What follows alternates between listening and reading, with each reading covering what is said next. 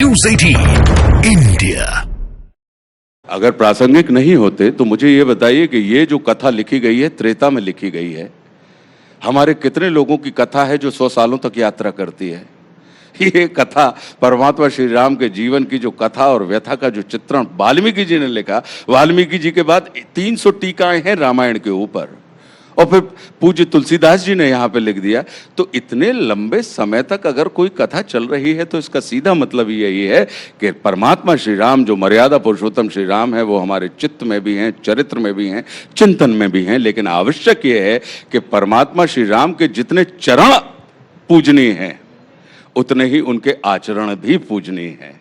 तो वो ये कहते हैं कि तुम हमारे चरण तो पकड़ रहे हो लेकिन हमारे आचरण भी पकड़ लो, तो कहीं ना कहीं तुम्हारे जीवन में वो राम तत्व जो है, राम चेतना है, वो घटित हो जाएगी। तो मेरा यही मानना है कि अगर इसको कहें कि राम राज्य की जो हम बात करते हैं, तो अगर हम और आप अपने पिता को दशरथ मानना शुरू कर दें, माता को कौशल्या का रुतबा देना शुरू कर दें, अपनी पत्नी को यदि हम सीता के तौर पे मानने लगें, यदि अपने भाई के प्रति इतने सदय हो जाएं कि अच्छा ये कह रहा है कि राज इनको दे दो, माँ चलो राज इनको दो, तो दोनों भाइयों ने एक राज्य को बीच में फुटबॉल बना दिया। भरत कहते हैं आप ले लो, राम कहते हैं तुम रखो। तो ये वाली जो सदाशयता है, जो सहृदयता है, क्या हमारे अंदर इतने वर्षों तक उनको पूजने के बाद भी क्या उसके प्रति हम जागरूक हो पाए? मेरा ये मानना है कि परमात्मा श्री राम की भी हमारे और आपसे यही अपेक्षा रही है कि वो चाहते हैं कि उनकी जो नीति नियतियां हैं वो हमको अपलिफ्ट करने के लिए हैं, और हम पूरा का पूरा प्रयास करते हैं कि कहीं ना कहीं हम उनको अपने तल पर लेकर आ जाएं।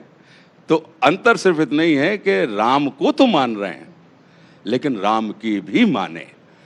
अब चूंकि भगवान राम का जिक्र हो रहा है तो उनके आराध्य का भी हम जिक्र कर लेते हैं। भगवान शंकर के जबरदस्त उपासक थे भगवान राम, तो वो शिव तांडव जो है वो आपसे बेहतर कौन कह सकता है। तो हम चाहेंगे कि महादेव शिव का जो चरित्र है, अगर आप देखें, मैं तो शिव उपासक भी हूँ, मैं राम उपासक भी हूँ, मैं श्री कृष्ण को भी मानता हूँ, और मैं संतों के प्रति भी मैं नत भाव से भरा हुआ हूँ, क्योंकि मेरे जीवन में जो है, जो कुछ भी मुझे मिला है वो गुरु से ही मिला है। और ये कोई नई बात नहीं है, जो भी हमें जानते हैं वो हमारे इस सत्य को, हमारे इस तथ्य को जानते होंगे कि हमारे अंदर वो नतमस्तक वाला भाव हमेशा से इन तमाम चीज़ों के लिए रहा है। अगर महादेव का चरित्र देखें आप, क्यों कहा गया उनको महादेव, बड़ा विलक्षण है। उनका वाहन कौन है? देवादिदेव महादेव का नंदी। और उनकी जो धर्म पत्नी है जगत जननी मातेश्वरी जगदम्बा पार्वती का वाहन कौन है? सिंह। नंदी और सिंह आपस में एक दूसरे के दोस्त हैं या अमित्र हैं? अमित्र हैं। दोनों भोजन हैं। उनके छोटे बेटे का वाहन कौन है? मूषक। और बड़े बेटे का वाहन कौन है? बोले मोर।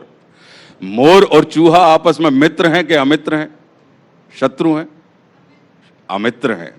फिर उनके गले में जो उनका जो श्रृंगार माना जाता है, जिसको आप कहते हैं कि भुजंग है, सांप है, बिच्छू है, ये इन सब वाहनों के मित्र हैं या शत्रु हैं? शत्रु हैं। तो जहां पर विसंगति में जो संगति स्थापित कर दे वो शिव कहलाता है। कि तमाम जितनी भी विरोधी परिस्थितियां हैं कि आप एक दूसरे को देखकर गुर्रा तो सकते हैं लेकिन आप एक दूसरे को ऊपर एक दूसरे को खा नहीं सकते हैं। तो जो ऐसी स्थितियां हैं कि प्रतिकूल परिस्थितियों को जो अनुकूल में परिवर्तित कर दे उसे महादेव कहा जाता है। विसंगति को जो संगति में स्थापित कर दे उसे शिव कहा जाता है। शिव अर्थात कल्याणकारी। तो ऐसे आराध्य जिनके रहे हों देवादिदेव महादेव, तो वो शेष है, अशेष है, प्रशेष है, विशेष है। जो उनको जैसा साध ले वे उसके जैसा भेष है। वे नेत्र सूर्य देवता का चंद्रमा का भाल है। विलय भी वे, प्रलय भी वे, अकाल महाकाल है। उसी के नाथ हो गए जो उनके साथ हो लिया, वहीं के हो गए हैं वे जहां सुना शिव शिवम डमट डमट डमट डमरू कह रहा शिव शिवम। आप देखें कितना विलक्षण है शिव का व्यक्तित्व। क्या बात कि जिसने उन्हें बनाया वे उसी के हो गए। राम ने बनाया तो वे रामेश्वर हो गए। पंकज अगर उनका निर्माण कर देंगे तो वो पंकजेश्वर महादेव हो जाएंगे। ज्योति अगर कर देंगे, ज्योति जी आपके बैठे हुए हैं हेड, तो वो ज्योतिश्वर महादेव हो जाएंगे। और जहां का बनाया वे वहीं के हो गए। अगर पीपल के नीचे उनको स्थापित कर दो तो वो पिंपलेश्वर महादेव हो जाते हैं। नदी के किनारे स्थापित कर दो तो वो नदेश्वर महादेव हो जाते हैं। तो जिसने बनाया वे उसके हो गए, उसको स्थापित करते हैं, और जहां बनाया वो उसको स्थापित करते हैं। व्यक्ति ने बनाया तो उसे प्रसिद्ध कर देंगे, और स्थान पर बनाया तो उसे सिद्ध कर देंगे। तो जिसके पास सिद्धि और प्रसिद्धि दोनों हो, ऐसा जो देव है, इसलिए उनको देवादिदेव महादेव शिव कहा जाता है कि संसार की जितनी भी प्रतिकूल परिस्थितियां नहीं हैं, सब उनके जीवन में आई हैं, कि चाहे सुर हों और चाहे असुर हों, सभी उनके प्रति भक्ति भाव से भरे हुए हैं। और देखिए, आशुतोष राणा का जब हम जिक्र करते हैं तो ना सिर्फ वो उत्कृष्ट अभिनेता हैं, इतने अच्छे वक्ता हैं, कविताएं किस अंदाज में वो कहते हैं, लेकिन लेखनी का वक्त आप कैसे निकालते हैं आशुतोष भाई? दो किताबें, राम राज्य की मैं बात करूं, मौन मुस्कान की मार और तीसरी किताब आशुतोष नीति जीवन की रीति, 3 किताबें। मैं क्या करता हूं पंकज, मेरा अपना ये मानना है कि मैं एक्चुअली मोबाइल के ऊपर लिखता हूं नोट्स पैड पे। तो इसके लिए मैं बीच में जब भी मुझे समय मिलता है, लंबी यात्राओं में या सोने के पहले या शूटिंग के बीच में, अगर कोई शॉट के बीच में एक लंबा अंतराल आ गया तो मैं उसके बीच में मुझे कहीं जाना नहीं पड़ता, या कोई एक अलग से अनुष्ठान नहीं करना पड़ता कि अब आशुतोष राणा लिखेंगे, अब सब शांत हो जाओ, बत्ती बुझाओ, अब एक डेस्क पे जाएंगे, डेस्क जलेगी और फिर उसके ऊपर, ऐसा कहीं कुछ नहीं है। मेरा ये मानना है कि लेखन ये मेरी आवश्यकता है। तो जैसे हम जीवन में कितने ही व्यस्त रहें, भोजन करने के लिए समय निकाल ही लेते हैं, यदि लेखनी आपके लिए भोजन जैसी आवश्यक होती है तो विश्वास कीजिए वो निकल ही जाती है। लेखनी का अर्थ ही क्या है? आप अपने आप को अभिव्यक्त करना चाहते हैं।